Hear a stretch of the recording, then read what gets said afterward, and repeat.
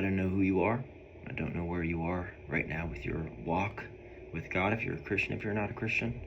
But I'm feeling led to just share the things that I find interesting and that are impactful to me in the Bible as I'm reading through it.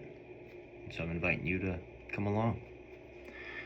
So I want you to start here first in Genesis 18. So Sarah and Abraham are getting super old and they haven't been able to have any children. But God has promised that they'll have generations and generations of children. They try to take this in their own hands, and Abraham's wife Sarah actually gives him their servant Hagar, and she gets pregnant, and it doesn't turn out well for Abraham and Sarah, and they just start not being very nice to her, and they have a son named Ishmael. Now this is, I think, 16 years after that promise, and God comes and he's talking to Abraham, and he says, Genesis 18 verse 13, "Then the Lord said to Abraham, why did Sarah laugh? Why did she say, can an old woman like me have a baby? Is anything too hard for the Lord? I will return about this time next year, and Sarah will have a son." And Sarah was afraid, so she denied it, saying, "I didn't laugh." But the Lord said, "No, you did laugh." Now let's fast forward to Genesis chapter 21. Now listen to this. "The Lord kept his word and did exactly for Sarah what he had promised. She became pregnant, and she gave birth to a son for Abraham in his old age.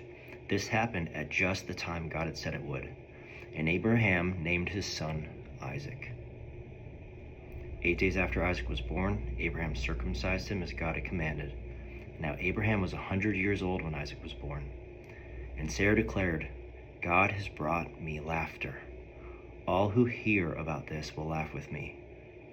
Who would have said to Abraham that Sarah would nurse a baby? Yet I have given Abraham a son in his old age." What I just think is so interesting is when God had told Sarah that she was going to have a child, she laughed, because she laughed in her unbelief, saying, "What? That's not possible." And what did God do? He turned that laughter of unbelief into a laughter of disbelief, of wow, look what God has done.